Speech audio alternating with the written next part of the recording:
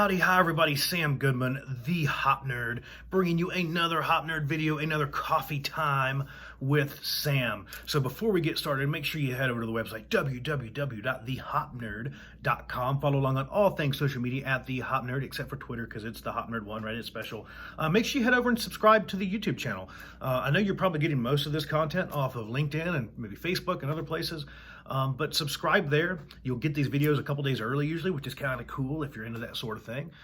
Send me an email, thehopnerd@gmail.com. Stay in contact. That's been the most amazing, fun part of this whole thing for me. Is a lot of the conversations that we're having. So it's pretty cool. So I wanted to continue some of our conversation on reporting. I dropped reporting part 1, reporting betterment part 1, I guess, something like that on you not too long ago. So what I wanted to talk about now is really growing trust in and around reporting. And what I really feel like, or where I really feel like that comes from, is back to working on our reactions. So let's get back to that HOP principle, that reactions matter. And you know what I'm going to say, reactions matter a lot, probably more than most other things, because if we want people to tell us stuff, we have to allow them to tell us stuff, right?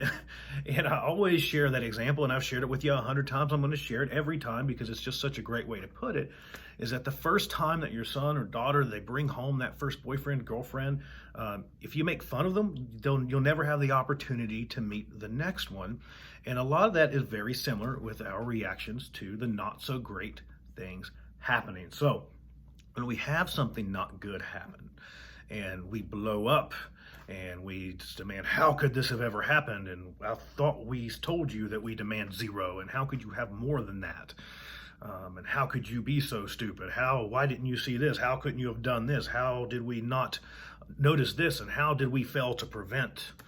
We're probably not doing ourselves any favors if we really want to understand those things, if we want folks to have the ability to tell us about the not so great things happening. So again, to me, the vast majority of this is back to that reaction. The way that we react, to this deviation of expected outcome, really colors the rest of that process.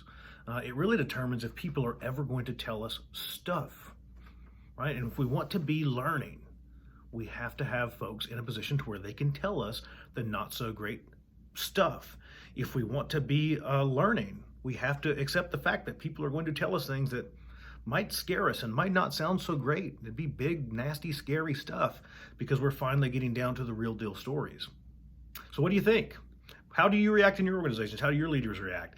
I think a really good question I've been asking a lot is, how do you support leaders in reacting differently?